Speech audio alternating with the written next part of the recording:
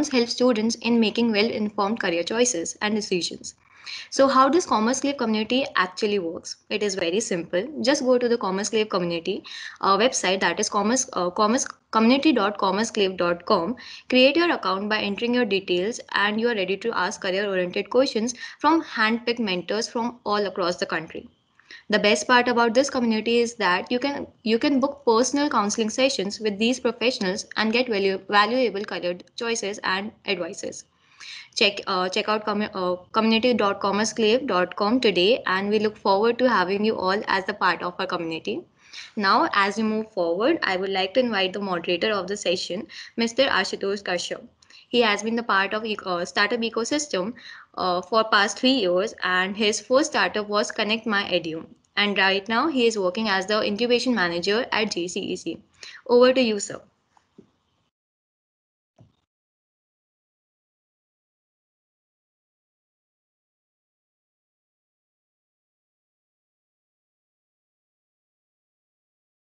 Sir, you are on mute. Ashutosh, sir, Yeah, you are on.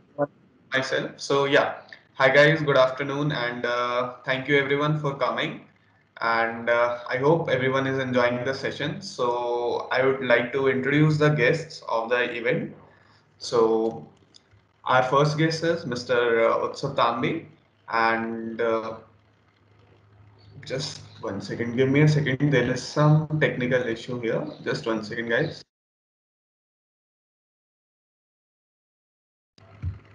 Yeah. So Utsav is an sports enthusiast and has experience at NBA basketball school as a basketball coach, and he has worked as an intern at India on Track. And further, Utsav has done his graduation in business oblique commerce from SRCC. So Utsav will be telling us a lot about the atmosphere at SRCC and DU and in Delhi, how to get admissions. Further, he will also be taking the questions from the guests, from the students who want to know more about the admission process.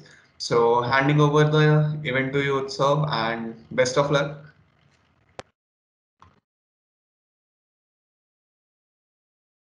Thank you so much, Ashutosh. We have made a presentation, so can we start with that? And I think Vedika will be taking the initial part. So I think it would be better if you also introduce Vedika.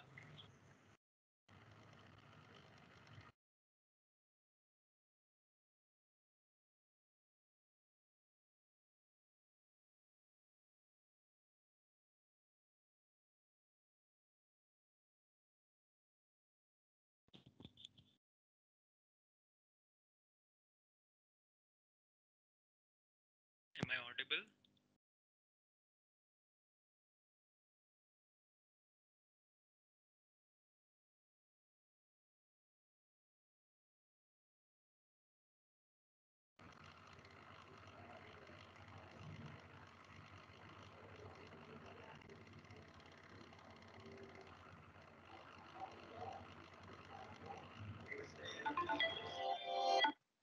Sir. भाई mute कर ले पहले तो खुद को. Sorry for the technical glitch, guys. We are just resuming in 2 minutes.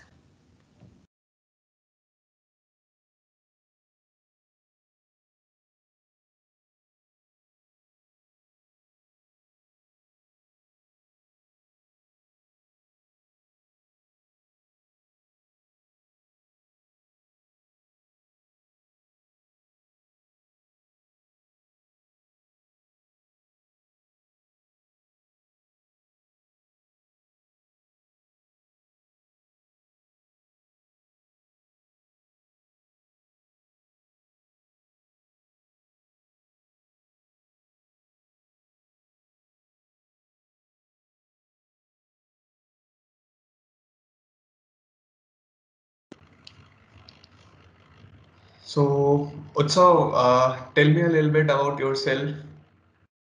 In the meantime, we are starting it up. Yeah. So good morning, guys. So my name is Utsav. I did my high school from St. Xavier School, Jaipur, and currently I'm pursuing my graduation from Shri Ram College of Commerce, Delhi University. I'm in my final year right now. And apart apart from the academic studies, during college, I have participated in various events and societies. Like last year, I participated in SRCC Business Conclave, which is the largest undergraduate management fest for students, and where we invite speakers from diverse backgrounds. Like we invited union ministers like Honorable Honorable Shri Ravi Shankar ji, and then sorry Ravi Shankar Prasad ji. Then we had entertainment personals like Kapil Sharma, we had Mr. Gautam Gambhir and things like that. So that has given me a very wide exposure of Delhi University and college and the Delhi University life. Apart from that, I am an active basketball player, so I have represented Rajasthan multiple times in national games. I have recently represented Delhi University as well. So all this has given me a very wide and holistic development in my life.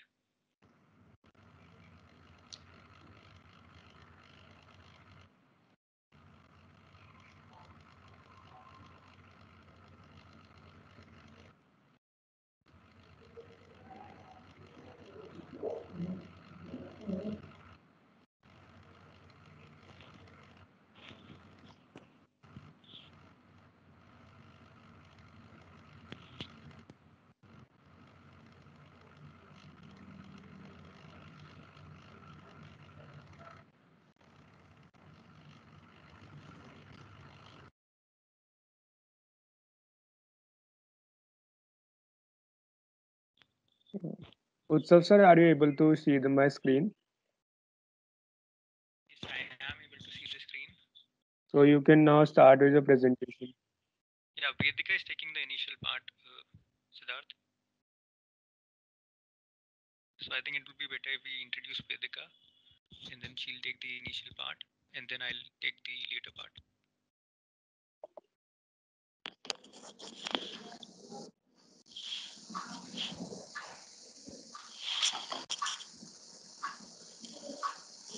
Hello, hello. Yes, Vedika, Am I you're on? audible. Hi everyone. Just to introduce myself, I'm Vedika. I did my economics from SRCC in 2018. I graduated in 2018. Post that, I've been working with the KPMG in the Government Advisory Division. I've been very closely working with the Government Advisory Division, and I've worked on projects like Smart City Mission, Hriday, Swachh Bharat Mission, Rajasthan, and currently I'm working with the National Skill Development Corporation.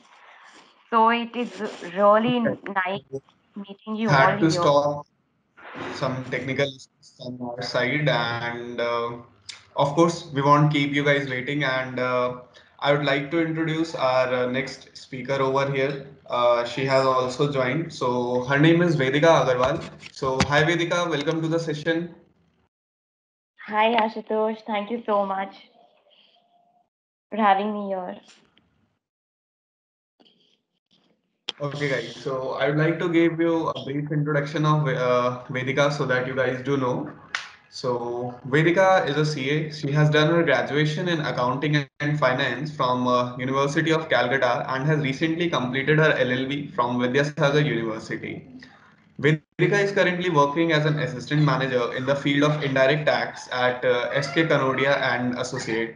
So Vedika, welcome to the event, and I would like to hand over the mic to you so that you can, tell the students about admissions at Mumbai University and different things regarding that. Welcome, Vedika. Yeah, I think there's some mistake. I am not from the CA background. Actually, I'm from economics. Uh, I think there's some issue. So, anyways, I'll start with the PPT. Could you please just scroll down? Hello? Hello? Yeah, let me just Yeah, it's on the next PPT slide part to only.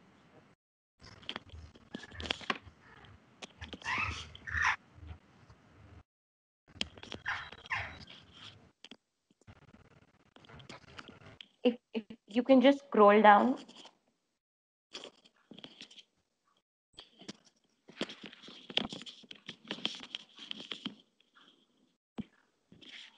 Hi, Ashutosh. Am I audible? Yeah, you are audible. Can you tell me which point I have to scroll down?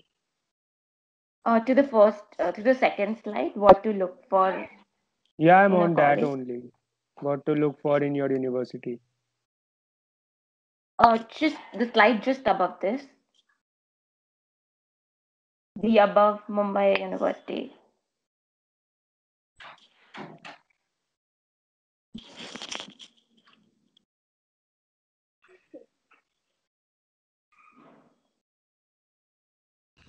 Ma'am, the first slide is what to look for in your university, and the second slide is college to target at Mumbai University. Which particular Yeah, slide would you like to us to go on? please scroll to the what to look for in your university. Yes, ma'am, we are on that slide only. I think there is some internet connection issue.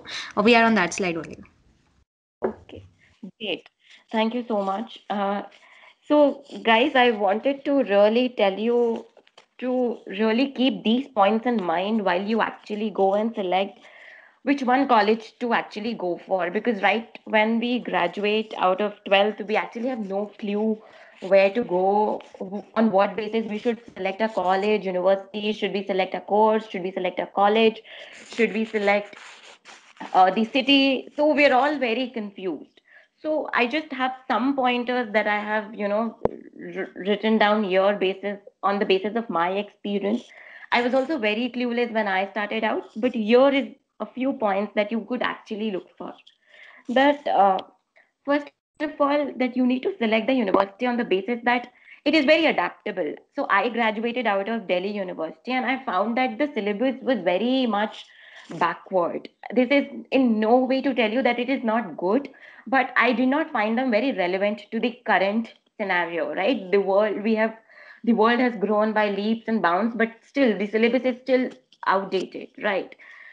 A lot of thrust in my university was on only academics and assignments and syllabus, but it was not really encouraging to participate in a lot of events and to actually engage with the community.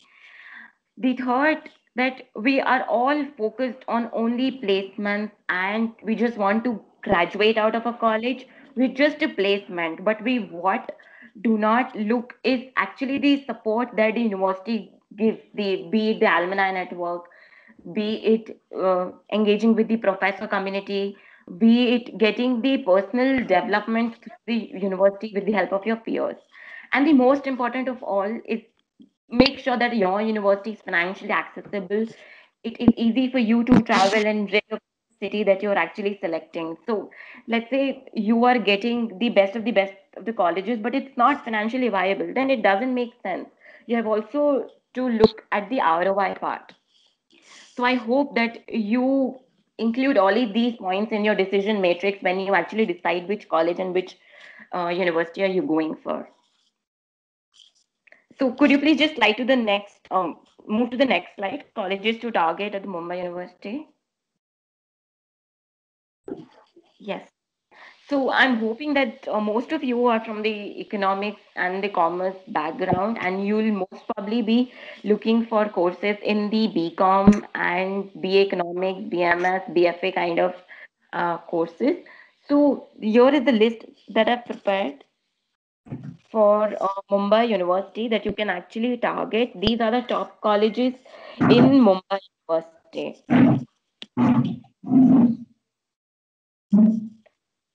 So, most importantly, some of the colleges that you can actually really target are Xavier's, HR College of Commerce and Economics, which have really decent placements, like at par with some of the colleges in DU.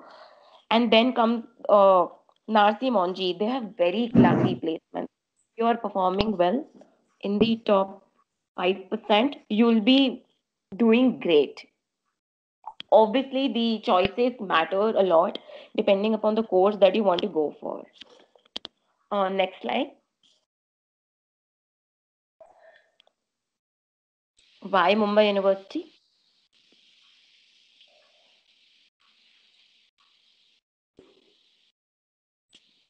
Thank you.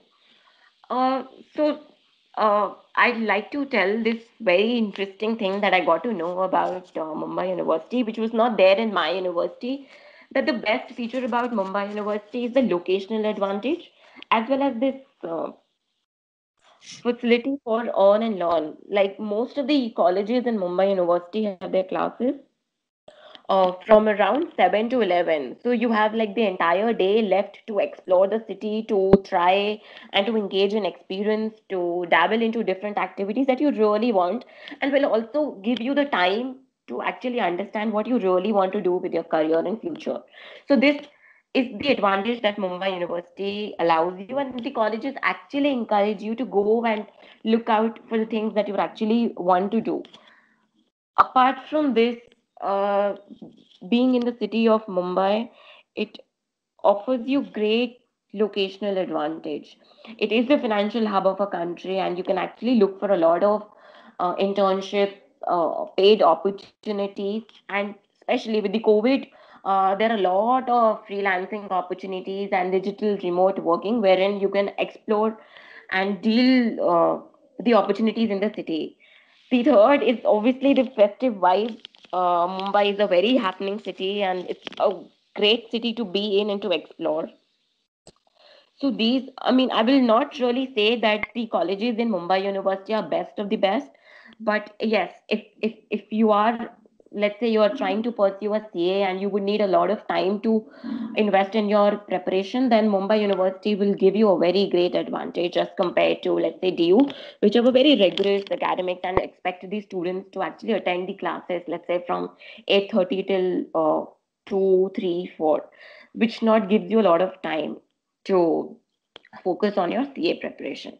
So if you are going with these objectives, then Mumbai University is actually a great option to consider. Thank you. Over to you, Utsav. Thank you, Vedika. Can we please move on to the next slide?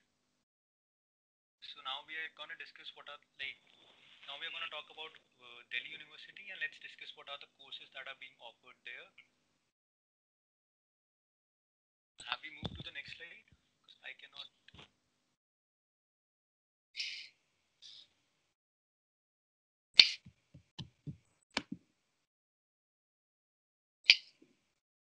I think the previous slide to this, the courses which are being offered in Delhi University.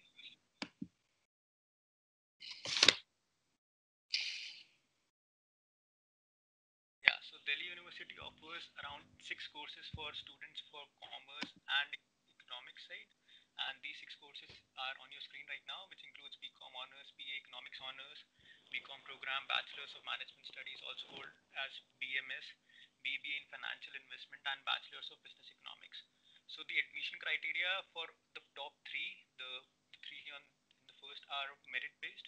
That means your 12th marks matter in this, and in your 12th marks, when we consider for admissions in Delhi University, it primarily only involves your top 4 subjects. So it's best of 4, which includes English for sure. And for BCom Honors and BA Economics Honors, you also need maths as a compulsory subject in your 12th standard to pursue these subjects in Delhi University. For BCom program, you don't really need maths. So that's what you have to look for if you have maths or not. That depends on that. And the last 3 courses are offered through an entrance-based exams, which is called DUJAT, and you have to give that exam, and it primarily revolves around reasoning and your logical aptitude and things like that. But also, maths is compulsory for giving that exams, so that means for doing these 3 courses also you need maths in your 12th standard. Moving on to the next slide, please.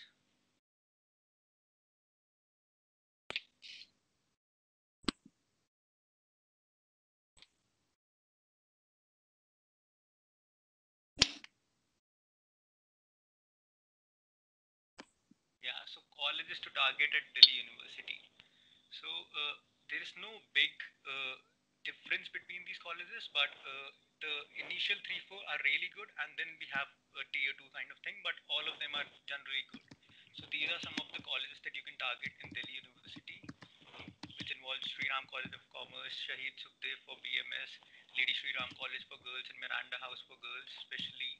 And then we have other colleges like Hindu, Hansraj, Venkateshwara, Stephens as well. Stephens only gives for commerce, it only has economics honors and it's primarily in the humanities side of things. Can we move on to the next slide, please? Vedika, can you take over for this slide? Sure, Yeah. sure. So, back then, wherein I was joining SRCC, I was not really sure what I want to do after eco. I mean, I have had known my seniors that they were into economics, they were into masters, they were into MBA, they were into CA, but I was not really sure. But if you're someone who is very sure of the fact that if you have a very laid out plan for the next 5 years of your life, these are some really nice colleges that you can target. So I would like to introduce you to this BASE University Bangalore. I'm not sure if many people will know about this. This is a university that is started by the government of Karnataka, and they have tied up with London School of Economics. So the faculty that they have is world class. The professors actually come from LSE, and they teach you the best of the best lessons, but it's focused only on economics. So it will give you bachelor's as well as master's in economics. It's a 5 year course. So if you're really sure of doing a economics course and a master's as well, so this is one university that you should definitely check out. The other ones that are really famous, and I'm sure many of you will know, is the integrated program in management by IIM Indore and Rohtak. Indore is something that is being running for quite number of years. Rohtak is a recent one. So if you're into MBA, so IIM Indore and Rohtak is other places to check out. So Manipal University is also very decent course, especially they are doing great in the field of analytics. So if you're something who would want to do something at the intersection of, let's say, commerce and analytics, this is university you would want to check out. I'm not really sure of the exact courses that they're offering under the integrated structure, but you will need to explore their website. Then comes this private university of Jindal Global Business School. It's a really nice place to be in, but then it's since this is a private, you need to check out other factors like the financial, the locational uh, considerations before you decide to join Jindal.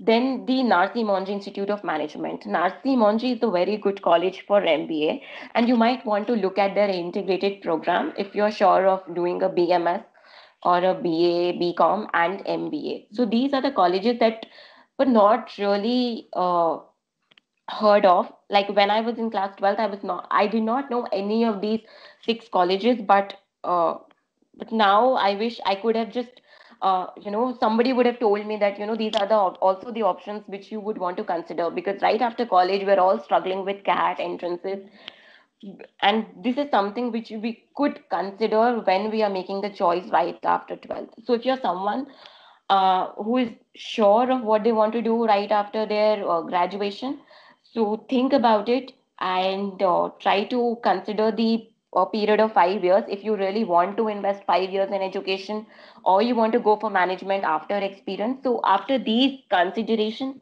you need to decide which college that you would like to go for. Thanks.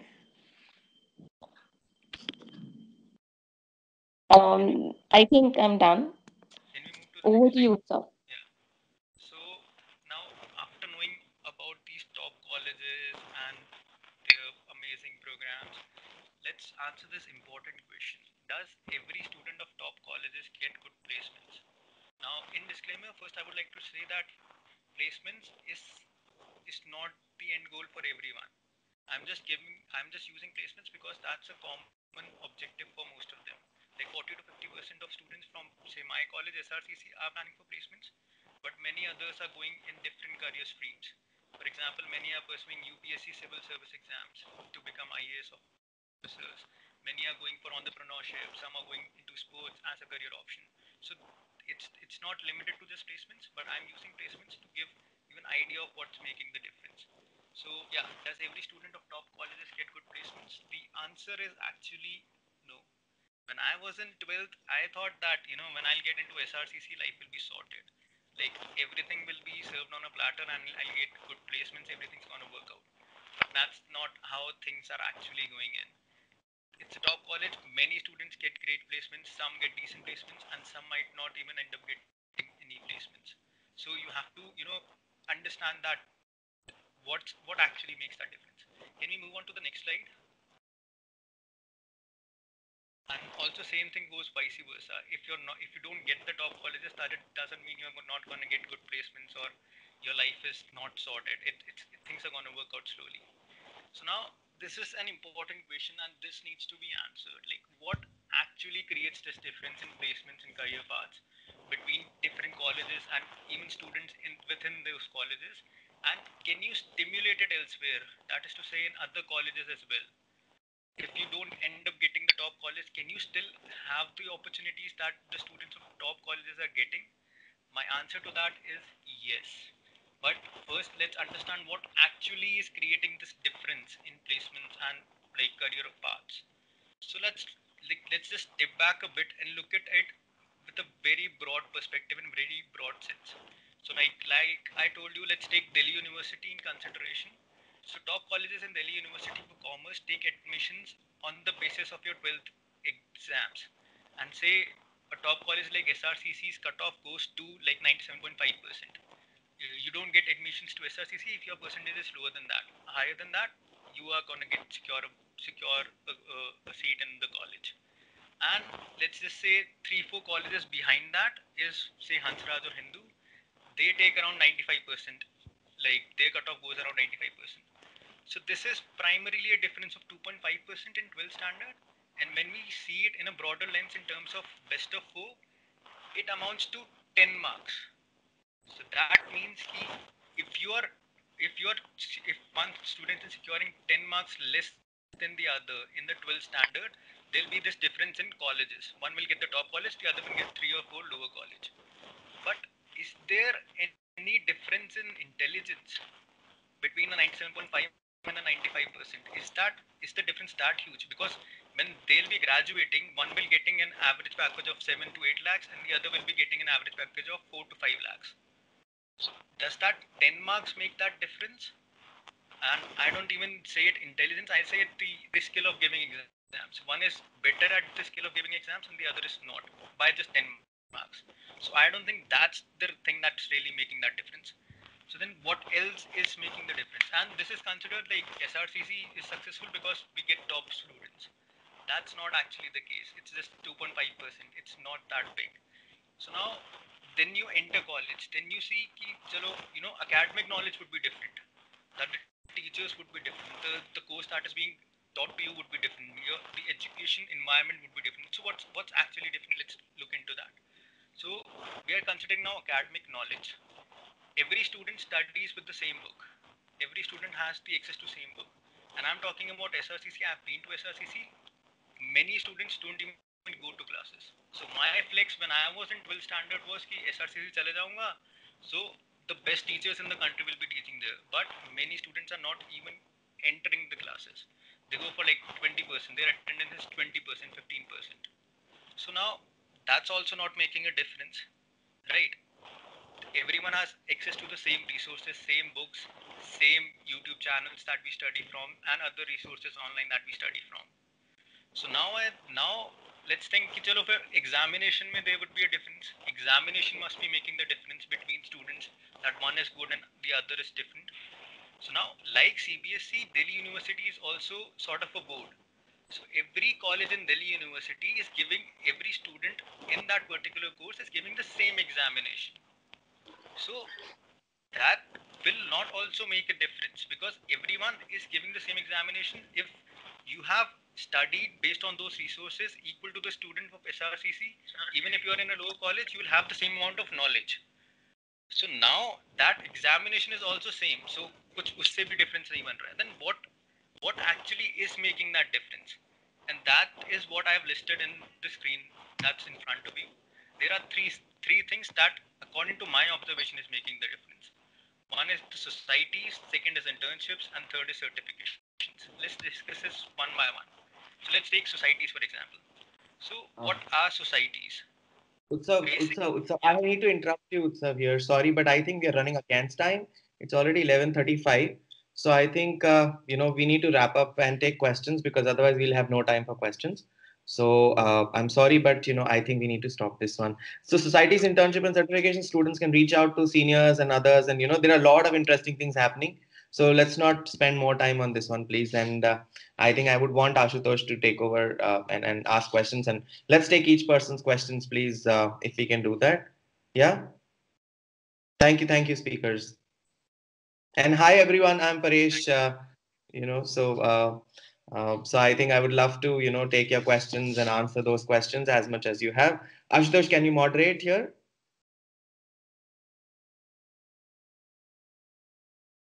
Ashutosh, are you there? Sir, I will moderate.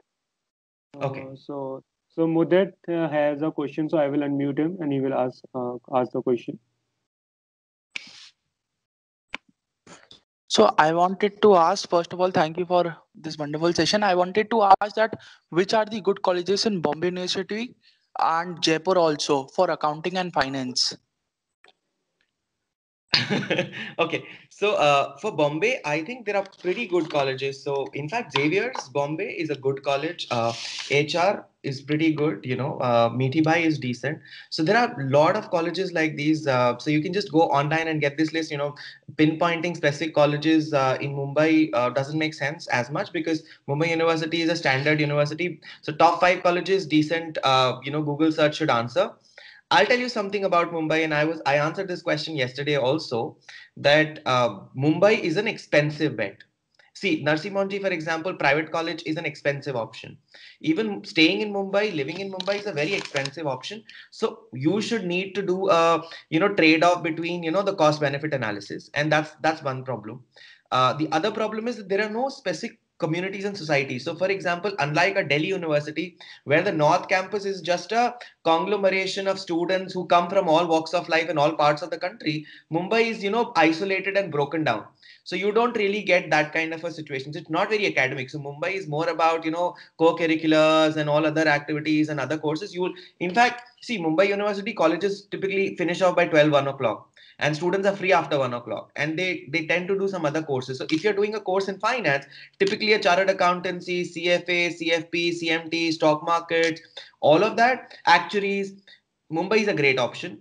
Just going to Mumbai for the heck of going to Mumbai is not a great idea in my opinion. So my take is that go to Mumbai with a specific professional course in mind. That's exactly what I would want to mention here. Delhi University, on the other hand, is a very different world. So DU North Campus, for humanities as well as for commerce students, you get amazing environments. The good part about DU is not the college, but the culture, the environment, the society. So like 5,000 students studying together, each one is like a 95% plus, is like a great environment and culture. So that's where the societies and fests and events and internships come into picture, that all of these students are together, and that will really add up the value to you. So I think this is the way to look at it. For Jaipur, I'll be biased because we run GCC, and we started GCC with the primary reason that we felt that there was no great college in Jaipur to really bring about the accounts, finance, commerce, liberal studies. So we are the first ones to now launch BBA liberal studies this year. And we are also a college which is launching design your own course syllabus. So what you're going to do is give you 70 options and going to say study what you like. So it is going to be like you can study music production plus accounting and finance plus web designing together, and you design your course. There could be others, and there are some good options. Jaipur has a lot of universities, but I'll be biased, so I will not make a comment on this one. I will let Utsav and Vedika also, if they want to make a comment about Jaipur. Utsav definitely is from Jaipur, so you can opine on this one, and I'll let you do it. I think, yeah, so as Parishar answered, we don't really have much options in Jaipur. So like typically we go to chalo commerce college chale jate hai. That's the mindset of someone who's staying in Jaipur. But now I think with the advent of GCEC, things are sort of changing, and people are looking at it at a broader sense and at a different sense. So I think GCEC is a good option if you are planning to stay in Jaipur only. And also depends what you want to study. If you want to go into entrepreneurship, GCEC has a course for that. So that's not something that's generally available in other colleges or in Jaipur. And I don't see any good private university or college in Jaipur other than some like GCEC or one or two others. That's it. Yeah. Hope that answers the question, Mudit. Thank you. Thank you. Khushi, you can ask your question now. Khushi. Sir, I am a commerce without math student. So can I get admission in Narsi Monji? I think so. Yes, Narsi Monji doesn't have math requirement, so you can definitely get Narsi Monji, and in fact, they have multiple campuses now. So Narsi Monji should not be a problem without maths. So yeah, easy. You can get it. So what are the percentage requirements for Narsi Monji? So I think Narsi Monji has a test of its own, and they have a test and an interview process. They don't go with as much as percentage. Mumbai University goes with overall percentage. So in fact, Mumbai University, other colleges, so Narsi Monji has two colleges. One is the Mumbai University College, and another one is the private university college.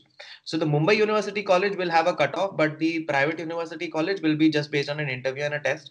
So you'll have to decide, and the fees also vary. So the private college has a much higher fees. The government college has a lower fees, and you will have to. So Mumbai University admissions are pure play percentage based admissions, where the cutoffs are typically between 93 94 is as much as I know, but yes, it varies from year to year, so can't really say it. And sometimes it's lower, but yes, yeah, Utsav, Vedika, you want to add up? Nothing as such from my side. Perfect. Okay. Thank you, sir. Aditya, you can ask your question now. Morning, sir. I'm a student who has commerce with maths. Sir, a very simple question. Am I audible, sir, first of all? Yes, 100%. Right. Sir, so my question was that how much weightage are the co-curricular activities given for Delhi University? So answer is nothing. So technically, except for that, if you have a Visharad in, let's say, dance or music, then there is a 2% advantage. But sports has a separate admission criteria. So sports is not, so the sports quota is a quota. All right. So there is no weightage as such. If you are either from a sports category, then you go for your trials and you go for your application. You have to have a nationals minimum. They definitely, look at even international guys, and that's one way it happens. Your singing, painting, dancing, debating would not really carry anything other than if you are a Visharad, if you are a certified Visharad or a national or an international performer there, where you have a national level government certification, then that might probably add up.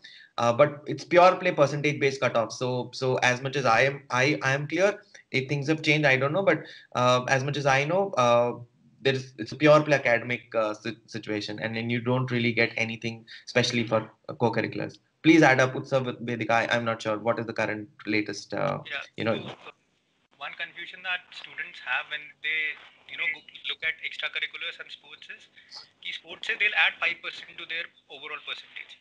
That's not the scenario. Even if you're getting 75%, you can get admission through sports quota.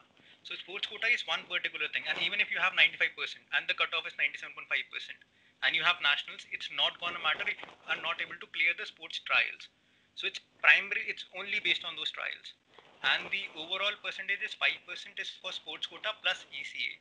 So like sir mentioned, ECA is for like singing, dancing, and all those things. So these are the two aspects. Plus, if you are saying, like sir also mentioned, in sports, you should have like a national is sort of the minimum requirement. Even a state gold can also do, but nationals would be better, right? Yeah, so technically your debate competitions and others will not really matter for your Delhi University admission as such. You will have to either apply through a quota or you have to apply through merit. These are the only two options in DU. Yes, Sakshi, you can unmute yourself now and ask the question. Good morning, sir. Am I audible? Yes. Sir, is DU is sports quota is eligible this time in DU? Always, it is always gonna be there, 100% every time. It is gonna stay. Pandemic, we weren't able to play any tournaments this year, so will it be eligible this year? Yeah, but that's the case with everybody. So nobody could play, so your past year certificates would matter, and that's fine. So the quota will remain, and you may not have played in the last year. Nobody would have played in the last year, so they would look at the year before that. Thank you, sir. Thank you. Yash, you can ask question now.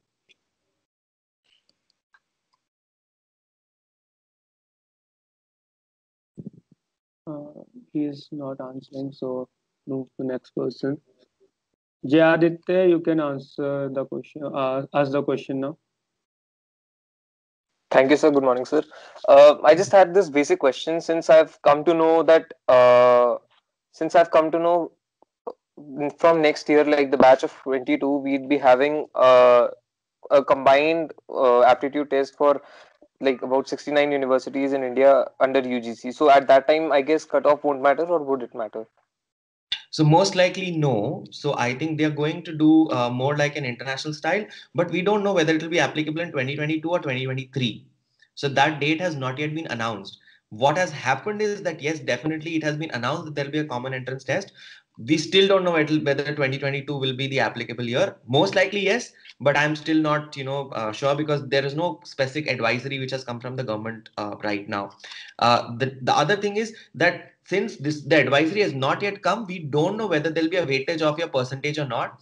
But if I look at Indian the way NEP is designed, I'm sure they're going to do some things which will be a combination of the two. So they'll probably have some weightage of the percentage and your SOPs and other things and the entrance test results. So it will be probably something like that as a combination, the way they do it in DUJAT also. So let's say CBS doesn't have only DUJAT. So it's not about DUJAT. It's a 50-50 weightage of your percentage plus DUJAT. So we don't know that. So my answer is I think nobody knows it on earth right now. There are only speculations, and expectations are that either it will be a combination or and what weightage will it be, we don't know. But yes, boards, the pure play dependence on board will go away, and it is very much possible that they might do. See, the reason why they want to have a common entrance test is because what happens is all state boards have different marks. So let's say Rajasthan board topper is only 91% and a Delhi CBSE board topper is a 99%. So they are not at par, and currently that Rajasthan board student is not able to make it to DU for this reason. So that will change, and for that they are introducing a common entrance test where it becomes unified for all admissions. So we still don't have an advisory. I believe that board's marks may not matter at all, or it might have a very small weightage. We don't know how much weightage it will be. But that's the expectation of NEP right now. Thank you, sir. Priyank, you can unmute yourself now. Yeah, sir, I'm a student of class 10th. So, like, I want to ask that does maths play an important role in college admission in Delhi and Mumbai? DU In 100% yes. So in DU 100% maths is compulsory. It is taught all the 3 years. It is a part of the syllabus. If you're doing economics honors, you cannot do economics without mathematics. And even internationally, I'll tell you, if you do not have mathematics, you will have problems in your masters and otherwise also. So from a DU perspective, most of the commerce related courses would require maths. Economics will require maths as a compulsory thing. For other subjects, you don't need it. You can switch to humanities. Lot of students switch to humanities from commerce in DU just to be in DU, right? And they probably look at even history, geography as career options. I have also seen people opting for common BCom. So there is a simple BCom without mathematics as an option which exists. But then I would say that maths definitely plays a very big role in DU, which is not the case in MU. So Mumbai University has no weightage of mathematics. There they look at the entire total, and if you have 5 subjects, then the average, 6 subjects, then that average, and they just look at the overall average. They don't care about this. Now DU has an advantage because they do best 3 plus English right now. But dude, I mean, as we just discussed, that by the time you finish your 12 boards, you will have a different scenario. And if you're still in 10th, then definitely by the time in the next 2 years, things will be definitely different. So I can bet on it that it will no longer be standard board marks. And DU has already released the revised syllabus of a 4-year graduation, last month. So they're already talking about it. There are constant conversations. So by 2023, 100%, I can tell you that things will be different for you. So yeah, study maths is what I can tell you. Most likely admissions and even admission tests. See, SAT has an element of maths. Maths, English, logical reasoning, DI. So maths will anyway have an advantage for anybody who has maths and who has got advantages. Of course, it's not compulsory and it may not be mandatory. But yeah, this is how I see it. Udit, Vedika, any thoughts on this side? Maths, what do you say? Life without I mathematics. agree. Life without mathematics is very dismal, right? Because economics is a dismal science and mathematics is what makes it dismal. You know, right from the first year, first semester in economics, we had this mathematical. I am forgetting the name of the subject, but it was very, very much dependent on mathematics and particularly 11th, 12th mathematics. And more so over, let's say, even if you know, try to ignore mathematics at all, and then you decide to go for your MBA and then you start preparing for your CAT and other entrances, then maths will keep haunting you there and then. So, you know, you need to take that decision, right? Even when I was starting off in 11, I decided that I will not take mathematics, but my professor forced me to take up mathematics. So that is why, I mean, you need to actually foresee what you really want to do in future, and that's how you need to plan it well. Mathematics, I'll definitely do not ignore it. Legal studies, psychology, all of that subjects you can definitely pursue later. If you have interest, you can take it up on side basis. But mathematics, take it as take it as a compulsory subject. Just think that it's not a choice; it's compulsory. Give in your best, and I am sure that everyone, whoever you know puts in the best effort, will definitely score good in mathematics. Sachin, you can unmute yourself now. I guess that would be the last question as we are running against the time. Yeah. Yes, actually.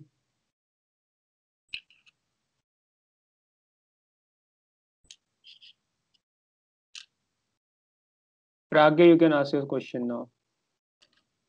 Pragya. Pragya, are you there?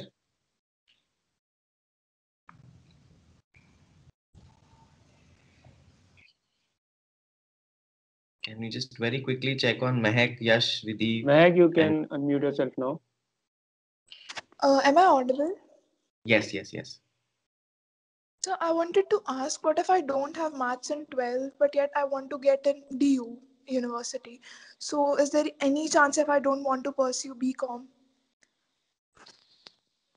So all the other courses are open. So other than BCom honors and Eco honors, all other courses are available without mathematics. So you can always go with, and of course, maths honors and stats honors will require maths. But all other subjects, like let's say, lot of students opt for, things like history, geography, psychology. There is, I think, there are a couple of other courses which are, slightly partially business style. So you can actually take these courses in DU and opt for that. But yes, BCom honors, Eco honors, and maths honors, stats honors definitely is not possible without mathematics. But yeah, there are a lot of other courses. There are more than 25, 30 courses which you can opt for, and they are without maths available. Okay, thank you so much, sir. Thank you. Thank you so much, Utsav, Vedika, and Parisha for this such an amazing session. And I know there are many questions that are unanswered, but you can always go back to our official site and get your queries answered over there by just filling a form. And you can also get a personal counseling session. So please go ahead over the Commerce Clay website and fill the form over there, and you can get in touch with these mentors again. So yeah, thank you so much for attending the session, and I hope this was a valuable session for all of you. Thank you so much, speaker, for sparing your time. Thank you so much. Thank you, everyone. Bye bye. Thanks. Take care. Bye bye.